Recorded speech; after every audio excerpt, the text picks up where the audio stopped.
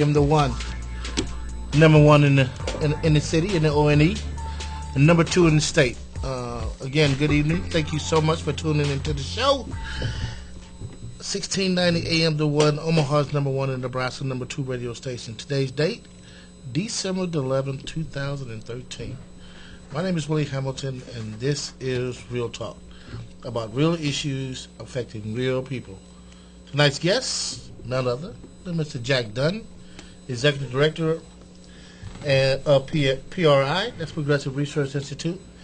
And also will be joining him will be Ms. Karen Abrams, and she is the chair of Progressive Research Institute. We're going to take a few minutes. We're going to bring them back, play a little music as we bring them back. And then we're going to get a couple of announcements, get some business out of the way. I think it's going to be a very interesting conversation tonight. And if you want to join in, you can join in at 402-707-3115 if you have any questions. But the buzzword around Omaha and around the country is diversity. Well, what is diversity? What do diversity mean? I think after tonight you'll have a pretty good understanding on what we are talking about. Again, thank you so much for tuning into the show. First and foremost, I want to give a big shout out. If you did not watch the show, you missed a good one. Big Mama's Kitchen and Catering had a debut of their TV show, Big Mama's Kitchen. It took place Friday at 9:30, and I'm telling you, I was sitting back, and I was like, please, this better be good. I'm hosting the Hungry Club, of course, so we just wanted to make sure that it was good, so when we go out here and promote this, people won't be making all these jokes about how bad it was, but I was delightfully impressed about how entertaining it was, how real it was, and I definitely will be tuned in. So, again, folks, if you did not see Big Mama's Kitchen and Catering debut, you missed a good one. We will be giving out more details of when the next one is coming out. So a big shout out to Big Mama's show, and it was a big hit, and it was real. So again, thank you so much for supporting us, and go visit them at Big Mama's Sandwich Shop, 2416 Lake Street, and Big Mama's Kitchen and Catering on Turning Point campus. Folks, we want to give thank Cinderella Reynolds in Ralston. You'll find the kind of dress you'll likely wear only once: prom, formal, pageant, and even that smoking hot dress and the killer heels for New Year's. Not only will you save a boatload of cash, you'll look fabulous. Just east of 72nd and Main in Ralston, or at CinderellaReynolds.com. Nose, folks, dear future supporters, Robert Wagner of Nose is actually doing a pretty good event. And, man, with the weather being the way it is, I think with that alone, we're going to have a lot of media coverage. But anyway, this future supporters, the holiday season, we would like to give you the opportunity to be a part of an exciting event. On December 14, 2013, Project Nose will be sponsoring the first annual Toy Trek. The Toy Trek consists of walking from the corner of 144th and Center to Lionel's. That's about 17 miles altogether. Collecting toys and donations. So this guy, if you know Robert's about 6'3", 6'4", about almost 300 pounds, and he got this long hair. So he gonna be pulling this toy wagon behind him 16 miles all the way to Lionel's in this weather. But anyway, it's going to be interesting. So he has about 10 drop-off locations. So if you want to go in and you want to make donations, here's the opportunity for you to be able to do that. Hopefully Robert will call in and give those locations, so you will be able to do that. So again, were you aware that over 11,000 children living in extreme poverty right here in Omaha area? Project Nose is committed to helping meet the needs of these children and their families during the holidays and other challenging times. Our efforts, combined with other community organizations, has provided meals, emergency funding, mentoring, and various gifts to families throughout the metro area. Children are the most valuable asset because they are our future. Please help us help a child have a Merry Christmas this year by offering a sponsorship of Project Knows, making a one-time tax-deductible donation by volunteering your time. We thank you for your time and hope. And Robert it's really been a godsend. If you don't know Robert Wagner was the individual that was beaten up by the Omaha Police Department, about 15 of them. And instead of being bitter, instead of getting involved with the gangs and other type of things, he turned that situation around and now has become an asset. He has been not just talking about it, but being about it. And he's about action. So he see a need, and he try to fill that need. So he helped us with feeding almost 125 families. And we just want to thank him. So now we want to go and we want to see how many folks can we help during the Christmas holidays. And folks say, "Oh, there you go again, Hamilton. No, y'all begging again." But the fact of the matter is, the statistics speak for itself. Our kids are number one in poverty, and with the economy being the way it is, not only are our kids suffering, but all kids are suffering when it comes to poverty and being able to provide gifts for them. So, if you want to give something back on a one-time thing, here's an opportunity to be able to do that. So, again, you can contact Robert at 402-812-6540, or you can email him at projectknows@gmail.com. We have talked to the Dundee Neighborhood Association, and I think they are going to donate, and also they're going to contact the other neighborhood association to basically push them towards Robert's route in down to Lionel's. So, folks, simple.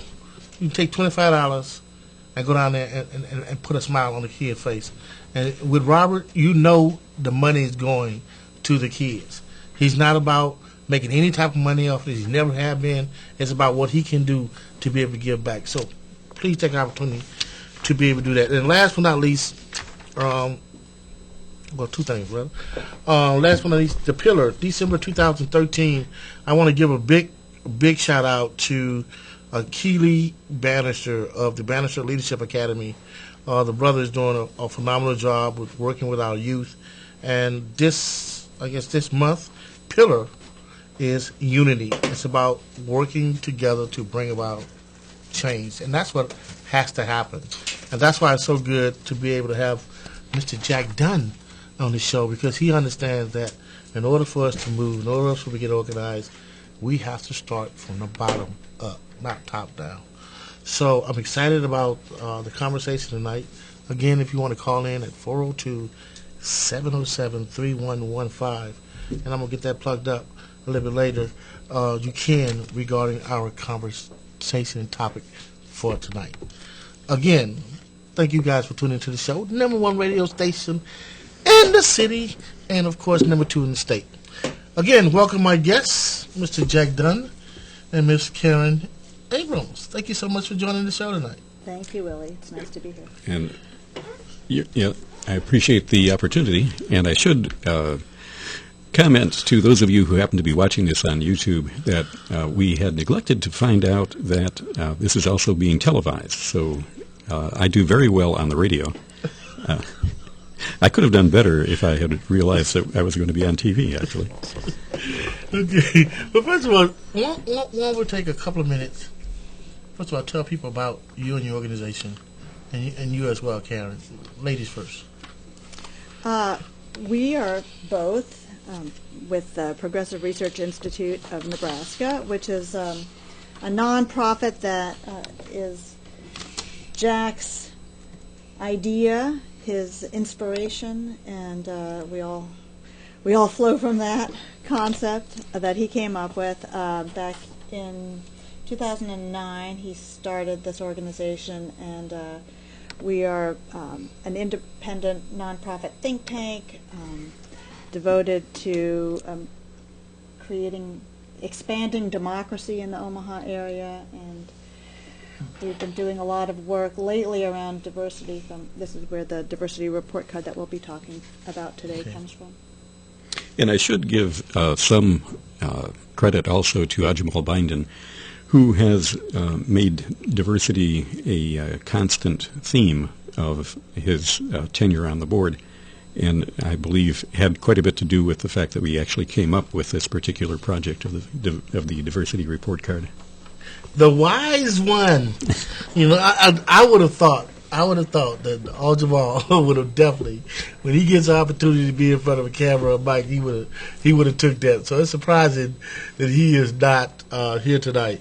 But I'm sure he's probably listening, and he maybe give a phone call in later on this show. But again, I think this is a good discussion, and I think we can do something with this. Really start the conversation, or at least get some folks ticked off about what we've done, or what you guys have done. First of all, why the diversity report? When you just woke up one morning and said this, what was happening in you guys' arena where this actually came and put this on your radar? Actually, this has been a theme of the organization from its inception. I have worked with a number of different organizations in my time, and since I was starting one, I decided that I did not want it to be your typical old white male. And since I was an old white male... Yeah, obviously that no pun intended. I was trying not to... I had to make sure that there were different people on the board. And the board started off with actually our friend here, Willie Hamilton, as one of the initial signatories, and a couple of other people who are also well known within the community. And we went from there to making sure that the permanent board also had a good representation of different people of different ethnic, racial, cultural backgrounds. At the moment, we have, let's see, we have one white man that I can think of. I'm just trying to do this in my calculation in my head. Knock yourself out.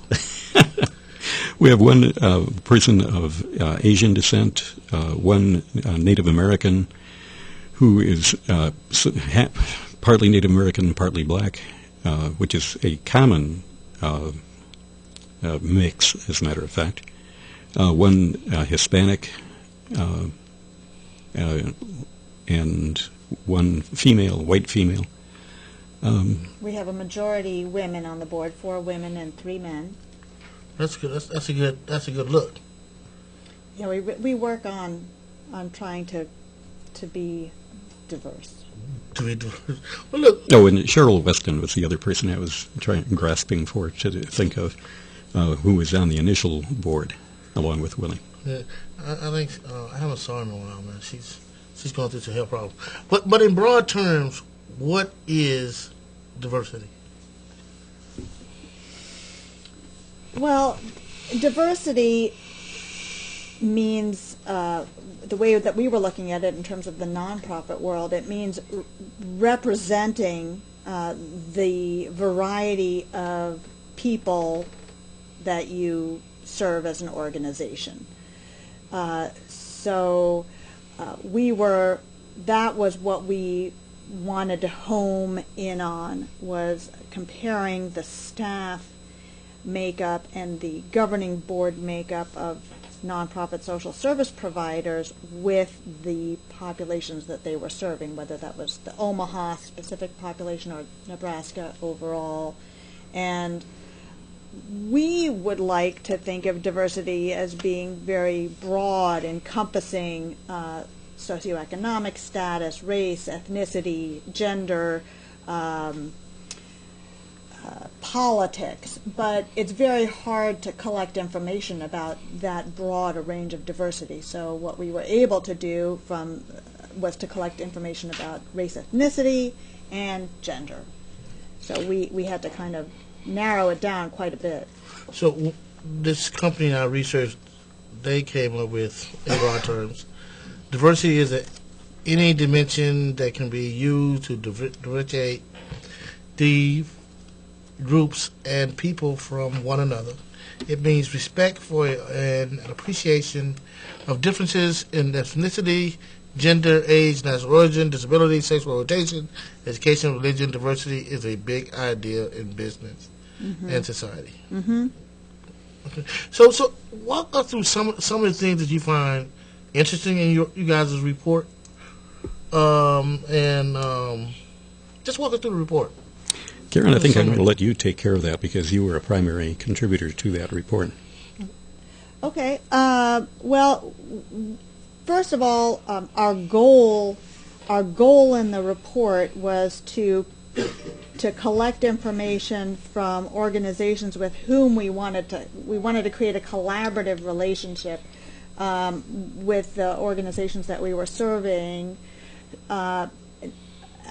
so that they would be willing to share their data with us. And since our goal is to expand diversity, we felt that it would be good to create a positive environment for that, rather than trying to be confrontational. But nonetheless, I think that we were surprised at the fact that it turns out that the nonprofit social service providers that we looked at were actually much more diverse than nonprofit staff and boards of U.S. Nonprofits overall. In other words, the Omaha nonprofits were more diverse than The national average. the national average. Exactly. So how many samples of organizations did you guys actually put in this? 15. We looked at 15 organizations. And how did it range as far as grade wise? Because you basically gave these organizations a grade as far as diversity on their boards. How did they rank? Let me just turn to that exact page so I can make sure that I am citing the actual facts here. So it did go from A grades to C grades among the, we looked at when there were, not all of the organizations were able to provide us with both staff data and board data. For the 5 organizations that were able to provide both staff and board data for Omaha, the grades ranged from A- to C. For the state overall, they ranged from A- to B+. So that's fairly good. And you have to take into account that there's quite a much larger hurdle for the local Omaha organizations to overcome in terms of being diverse. And the reason for that being that Omaha is a much more diverse community than the state of Nebraska is. If you look at the Omaha 2010 census, the U.S. 2010 census for Omaha, you have 32% people of color living in the urban area. But if you look at the state overall, there are only 18% people of color in the state overall. So it's easier to be racially, ethnically diverse. If you use a larger population, Yeah. which is Exactly. Especially when comparing to the average of the state and the average of Omaha. The other thing that we found that was interesting was that the staff, the diversity among staff, it was harder to achieve gender diversity among staff to a certain extent than it was to achieve racial diversity, and we were a little bit surprised by that. Although when we thought about it, we realized when you're talking about social service agencies, these are traditionally, this is work that's considered traditionally women's work. right. So in the end, I guess it's not surprising that that's a harder hurdle. So did you use a certain criteria to be able to be inclusive of the grades? Not only this was it diverse, was there other parameters that you guys threw in there to come up with the grades?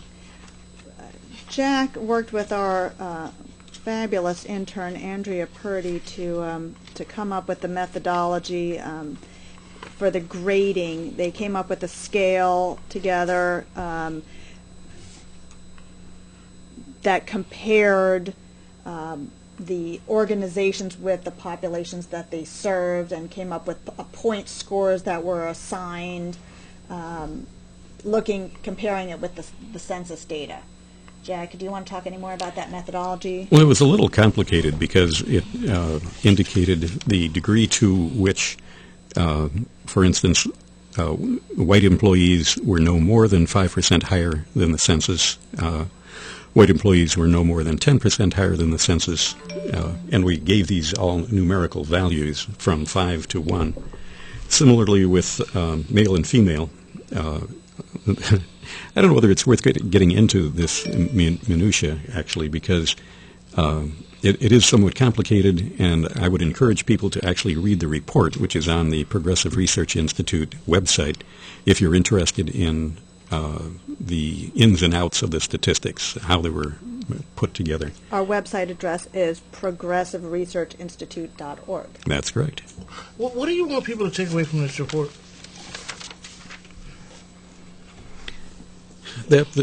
Actually, this is part of a long-term effort, in my mind. I'm not, at least this is how I think about it, that there is a need for the entire, let's use the word power structure of Omaha to become more diverse. That's the only way that real diversity and acceptance is going to happen within our community. So then the question becomes, okay, how do you do this?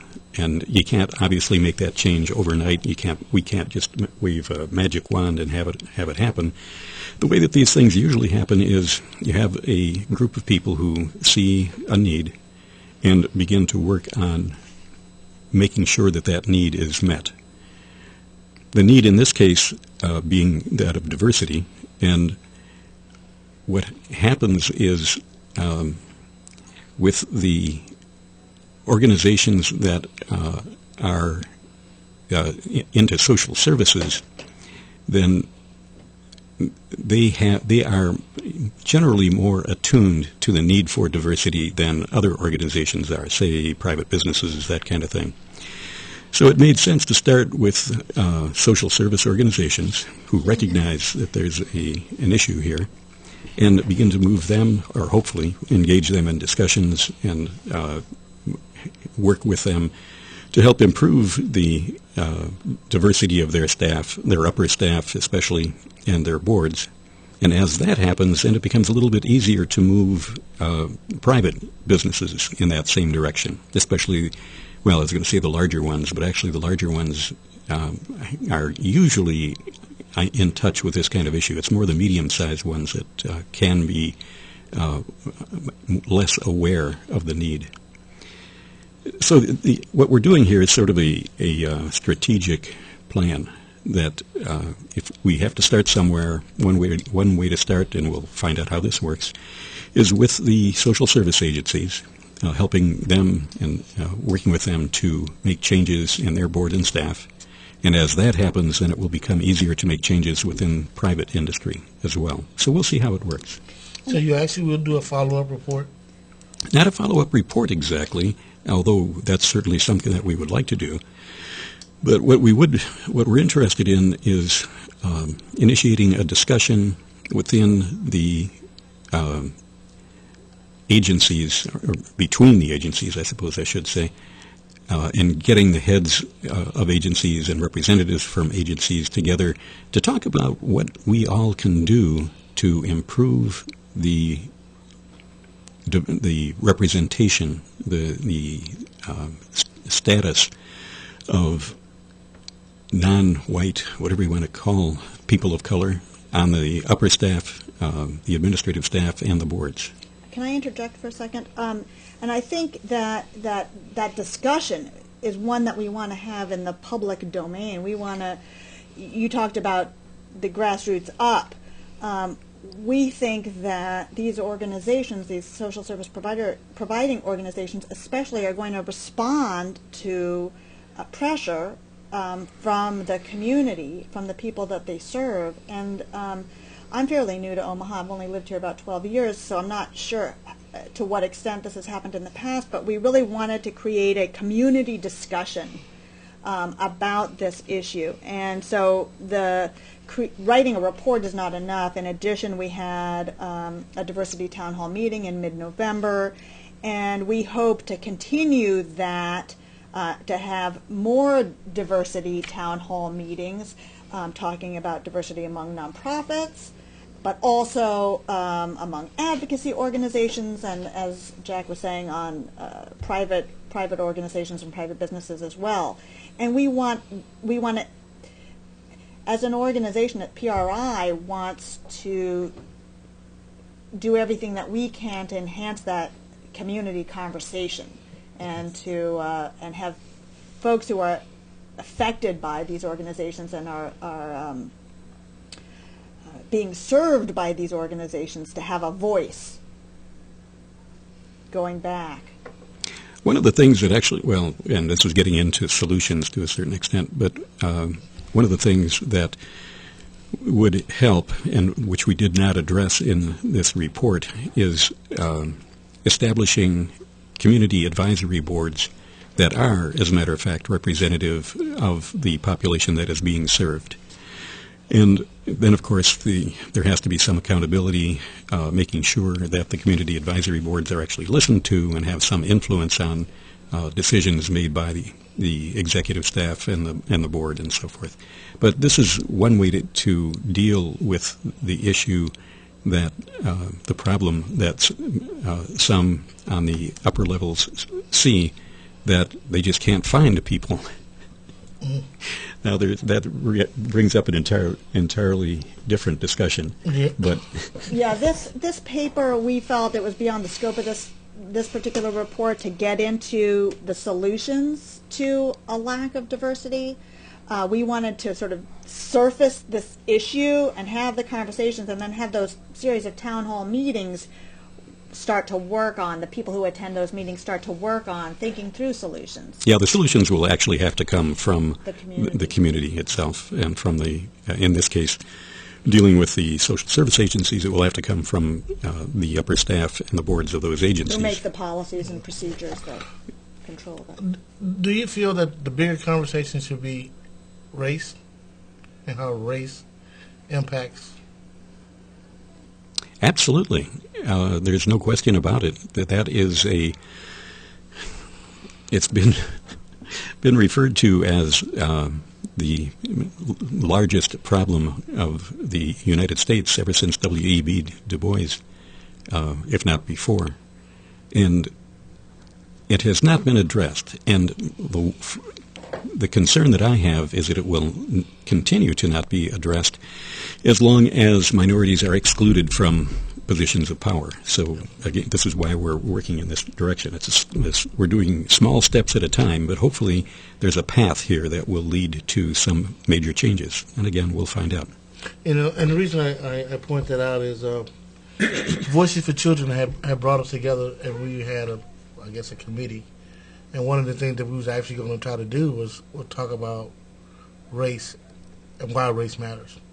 I could see that taking place, and then maybe have some workshops, if you will, around diversity and other things. I think we need to push Voices for Children and other folks towards that conference, if you would. And I, to my knowledge, they are still planning on going ahead and having a conference on what they titled their committee Race Matters, and that will probably be the title of the conference as well. I think that's a wonderful idea, and we're more than willing to help in any way that we can.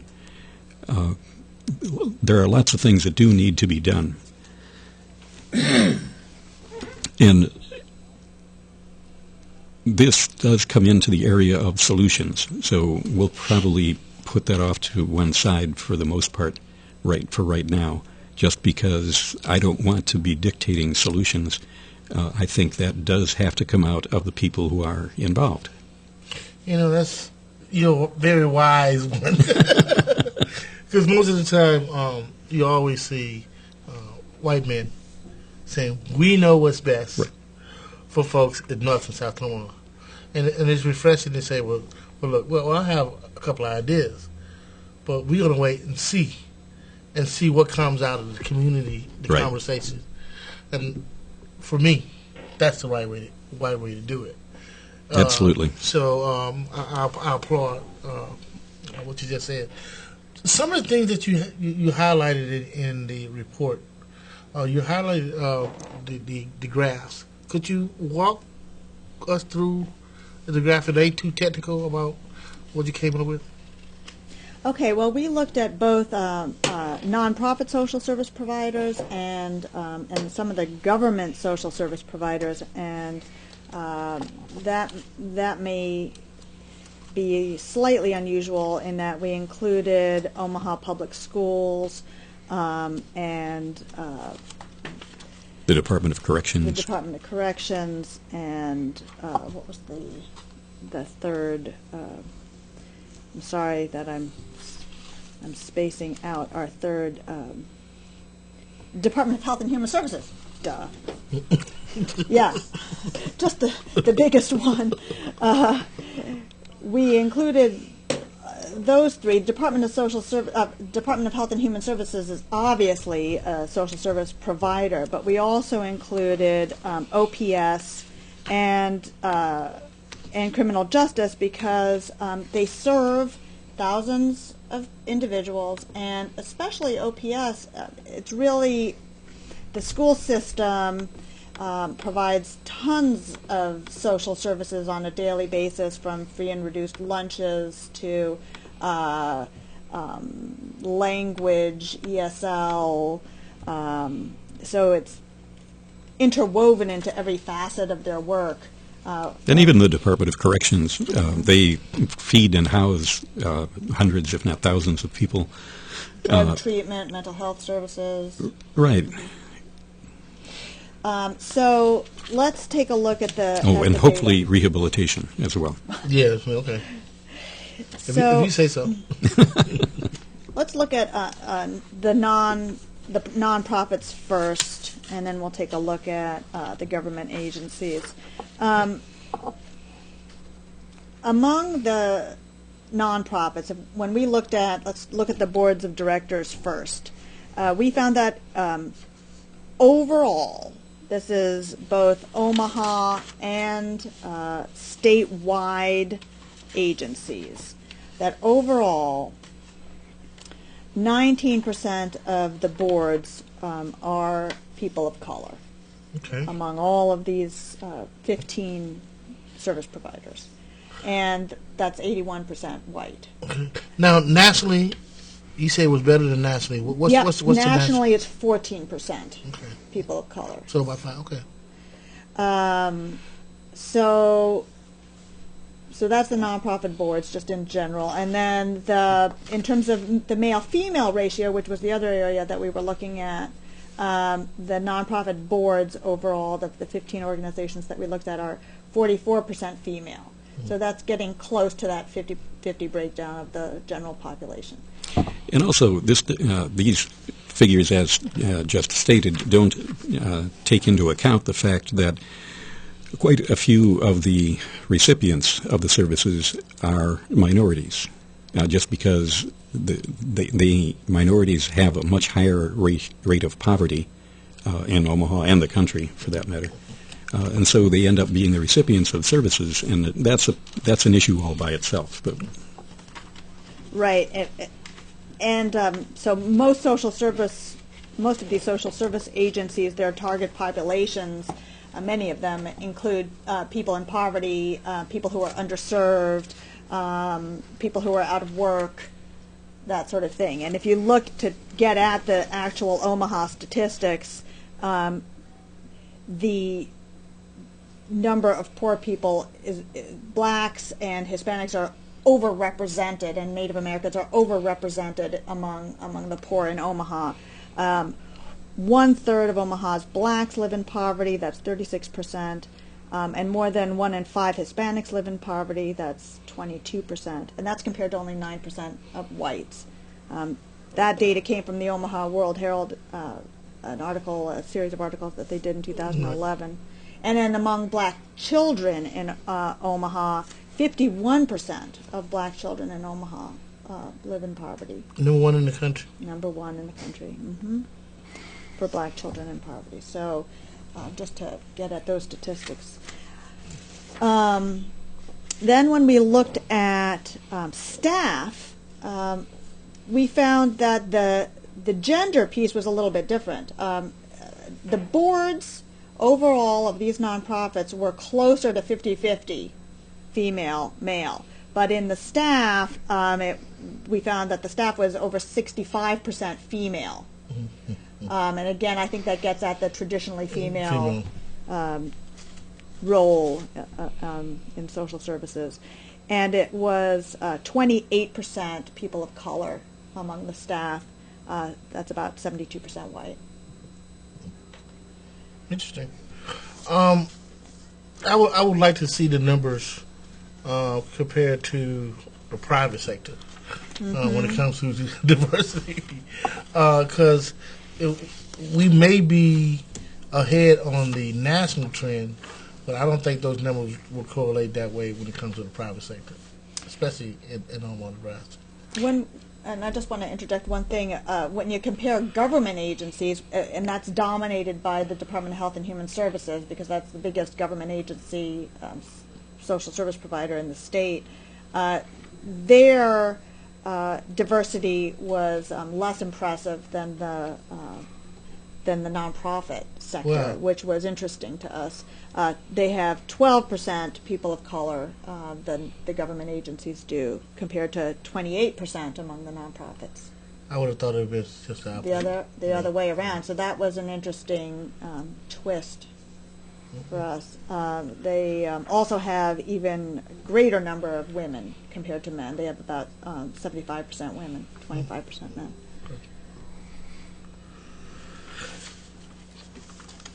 And we did not go into the private sector, analyzing that at all. That is for another report. Now, I know we talked about it earlier. Voice of Children was thinking about doing a conference, and like I said, I'm definitely going to be on the phone and say that really do need to happen.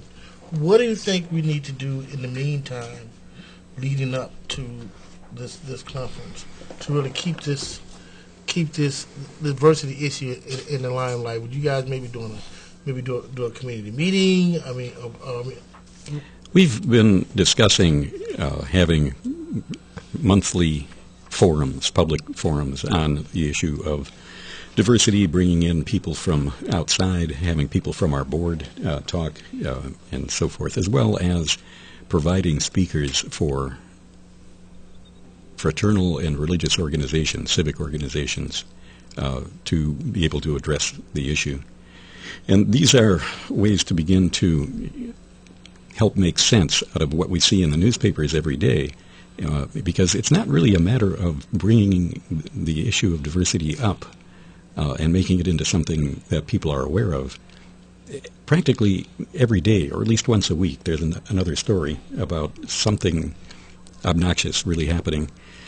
There was a story about the UNL students who were, what were they doing? Using blackface or making comments. One of the senators of the Student Senate was using the N-word, for instance, in his discussion of something or other. It created quite a stir on that campus. There is a noticeable lack of diversity within UNO, the University of Nebraska at Omaha. As a matter of fact, there are more foreign-born minority students at UNO than there are local Nebraska-born minority students. And these are issues that come up, if not every day, at least once a week. And it's not so much that we need to keep the issue before people. It's more that we are looking for solutions and ways to make a difference, ways to improve the situation. And I think just reaching out to people is about the only way to really do it. There has been little in the way of catalyzing, getting people going on the issue. It's one thing to know that something's bad. It's another thing to have someone say, let's do this. We really have to do something. Well, let's try this and see if it works. And if that doesn't work, we'll try something different. We talked earlier. In order for this work, it has to start from the top. Leadership has to want to have diversity. So why isn't leadership spearheading this thing? Because if it comes from us, it won't work, because it has to come from leadership and changing that culture, if you will. There's a feedback mechanism here. You may have heard the old saying, there go my people, I must follow them, I must get ahead of them because I am their leader. The leadership follows the direction that they sense their constituency wants to go. Oh, okay. And if there is a strong constituency within Omaha, within North and South Omaha and wherever else, that is pushing for improvements in diversity, the leadership will begin to take notice, and they'll begin to act on it. There's quite a bit of lip service given to the notion of diversity, with little real action. And the only way that action is going to happen is if the people on the ground, the grassroots, whatever you want to call us, them, start making noise and making their desires and their wants and their needs known. I agree. I'm up here trying to think about how can we bring a different set of folks to the table, to this community meeting. Go out, get the Sudanese population, get the Latino population, blacks, whites, and have this big community meeting. Try to bring as many different cultures to this community meeting as possible. There you're talking about organizing, and in my opinion, the only way to do that kind of organizing is face-to-face, talking with people, talking with those who are embedded within those communities and are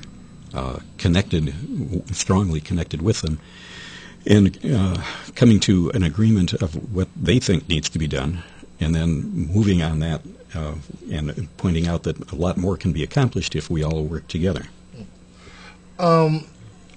I know this can happen because I was a speaker. I was a speaker at this. They did a diversity panel discussion downtown at the Hilton, and they had, I just couldn't believe how many different nationalities William King was one of the speakers as well. William, you around? Yeah. What was the name of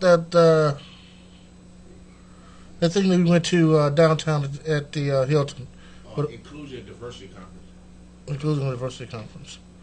And like I said, you had Jews, you had Iranians, you had Indians, you had blacks, you had whites. That's the first time I ever walked into a room and actually saw diversity. Actually saw diversity. It was a tremendous thing, and I think we could pull those folks together. SSCA, Inclusive Communities, we'll be a part of it.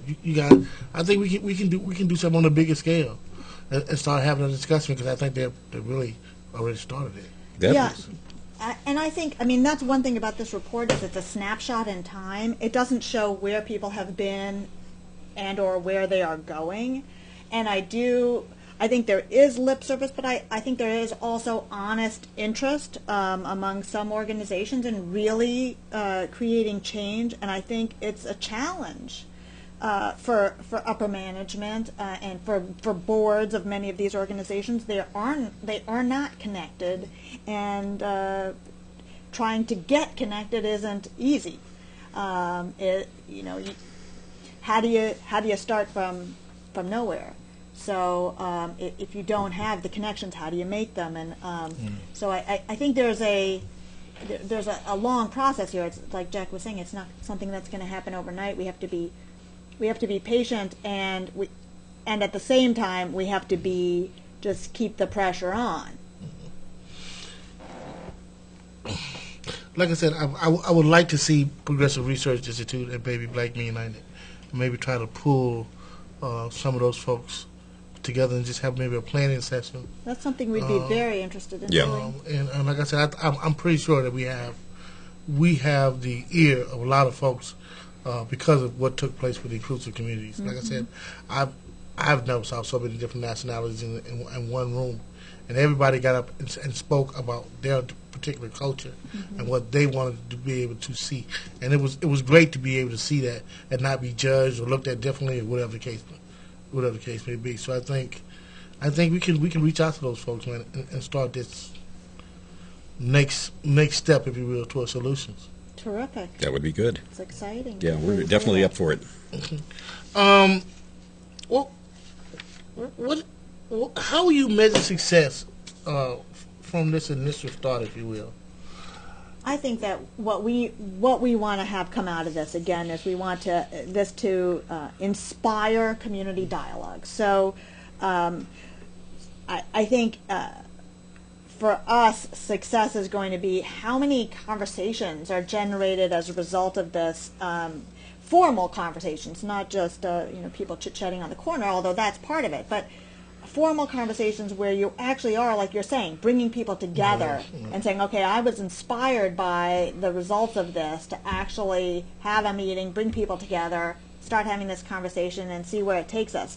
Do we want to just, are we going to have a conversation just to talk about what the challenges are, or do we want the conversation to go to the next step and start talking about solutions? I think we need to just keep on doing that. At our diversity town hall meeting that we held in mid-November, we started out with a panel discussion where we brought together 3 individuals, one from the Nonprofit Association of the Midlands and 2 actually from social service providing organizations, to talk to the audience about their experiences trying to expand diversity among their staff and on their boards, and what were the challenges and what were some of the strategies that they used to overcome those challenges. And then we opened up the conversation to the community, to the members of the audience, to talk about, let's brainstorm, let's talk about this in small groups, and then brainstorm some ideas. And so the next thing we want to come from that action of PRI is to start implementing some of those solutions. Have some more meetings where we talk about this data. Maybe bring together those old white men, as Jack was saying, that are already working on diversity. If we can bring together some That have shown themselves to be people of goodwill. right, that are already interested. If we bring them together and say, well, what is it that moved you? How can you move the next old white guy, right? Right. And maybe broaden that conversation. So there might be a variety of different conversations happening at different levels. And I think that would be the outcome that we're looking for. And I think we're not going to rest on just inspiring people. We probably will end up actually calling meetings of the social service agencies, for instance, that were in this panel and in the report, and asking them to sit down and begin brainstorming what kinds of things they can do, they think they can do, what they're willing to try, that kind of thing. And we very purposefully called this the first annual diversity report card. So our intention is to, over time, measure change. This is a snapshot. But if we keep doing this kind of diversity report card annually, eventually we're going to have a picture that shows change or not over time. And you made some very good points at what you guys was actually trying to do.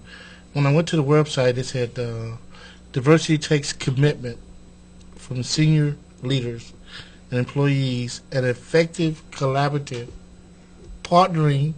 So you have to bring all those folks who has an interest in seeing things better to the table, and then from that, come up with solutions in order to make that things work.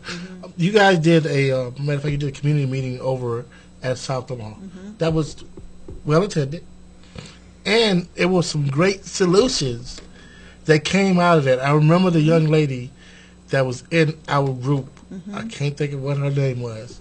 I think she was one of the students in Ajmal's Oswald's class. Yeah. She and these other young folks had some powerful solutions on what needed to happen. One of the things he said was not having a career fair, Board but actually fair. a board fair. I thought that was where you bring all the different companies, well, not all of them, but bring select ones down there and actually have a fair. I mean, that's The nonprofits, right? Oh, The that's- nonprofits. that was- Well, these are the kinds of things that need to be discussed. Yeah. For instance, I remember talking with someone afterwards, one of the heads of one of the social service agencies, who pointed out that, as a matter of fact, United Way have been doing board fairs for, I don't know, a number of years. And then they stopped. And partly they stopped because they'd run out of steam, and partly because nothing really came of it. So we need to find out what happened with those and why did nothing really come of it, and what could we do differently that would have something come of it. Oh, so United Way had did something like that. Right. Yeah. And I think it'd be a good idea to go back and look at that blueprint, see what they did right and what they did wrong. Right. Okay, and try to tweak it. Again, this is a great conversation. I think you really have started something, if you will. We're talking about diversity, and even the bigger picture when we're looking at race. I would love to see you guys do some more meetings, if you will, around this issue.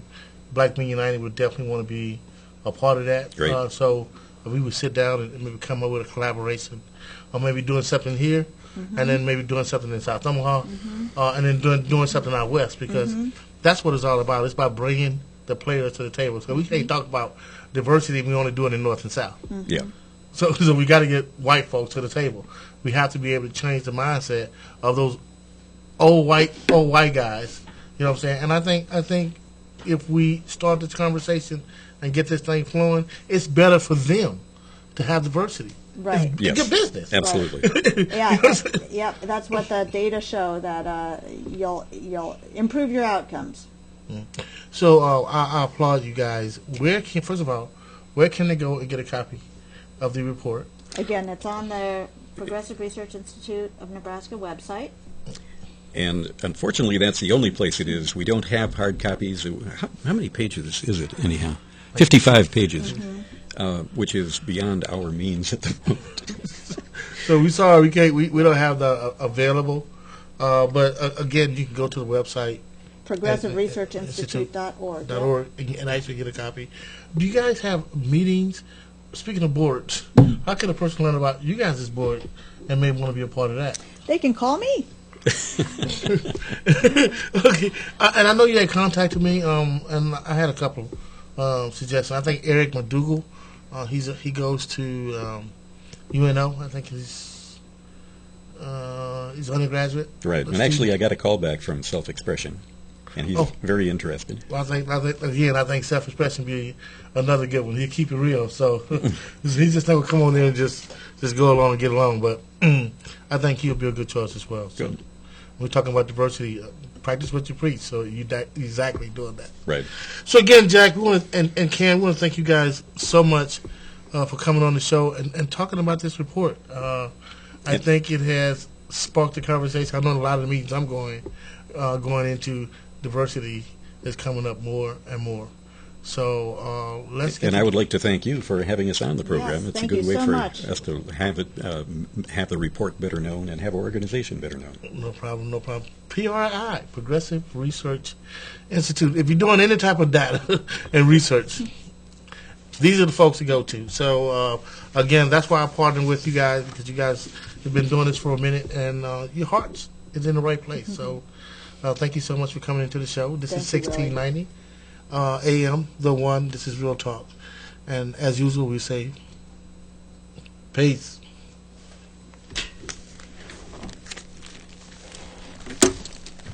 Oh, William was running the board, huh? I'm going to save it now. I got bollocksed up there because I started watching television, See what? and I got caught up by the TV show. I didn't notice at all. You were lucky. I was sitting here pretty much facing it. I didn't notice. Oh, well, yeah, I sort of lost my train of thought for a minute there. Yeah, I'm gonna go back on real quick. Oh, we have to go back on? I'm going real quick. I almost forgot, man. I'll save the best for last. I am definitely trying to be in the house. Oh, this is hot. ATP Productions presents. Wow. Ooh, $55. But it worth it. It's worth it, man, because you got Keith Sweat just won. He just won the Legend Award on BET, and you got Tony Rock, Funny Guy, and you got Rodney Perry, of course, of the Monique fame. So they will be in the house February 12th. This is going to be big, y'all. So if you got that special one, and you wanted to do something special for her, wait until February 14th. Don't do it on Christmas, man. I don't think nobody coming in town on Christmas. So show your love by going down and purchase your ticket from Stoney at 435-477-2082. Jarrell at 402-714-1780. I'm almost willing to bet that they're going to be in the house at 1690 a.m. I'm betting one of these cats going to be here. So I know you better stay tuned, man. It's going to be either Tony, Keith, or Rodney. We'll be in house 1690 a.m. Ain't that right, Will? Yeah. So, folks, that's why we're doing big things here on 1690 a.m. That's why we number one. And I say it every time. If you don't like it, Houston, I'm just joking with you, Houston. I'm just joking with you. Just friendly joke. But we are number one, though, on the real. You know, so don't get mad at me. Go mess with the data. And we are number two in the state. So we just want to claim what's ours. So if you got a problem with that, come see me after the show. Again, Love Laughter Tour with the exclusive star-studded line-up at the Omaha Civic Auditorium.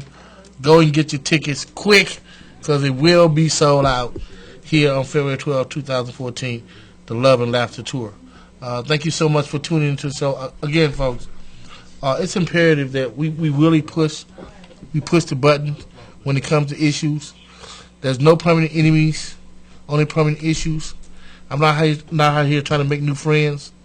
I'm trying to save someone's life or save a family member from going into the criminal justice system. We got to be the one to be out here. The army is not coming to save us. It has to be us. And the only way we can really bring about change, it will have to come from grassroots folks who are committed to change. So again, we want to thank you so much for tuning into the show. This is Real Talk, talking about real issues.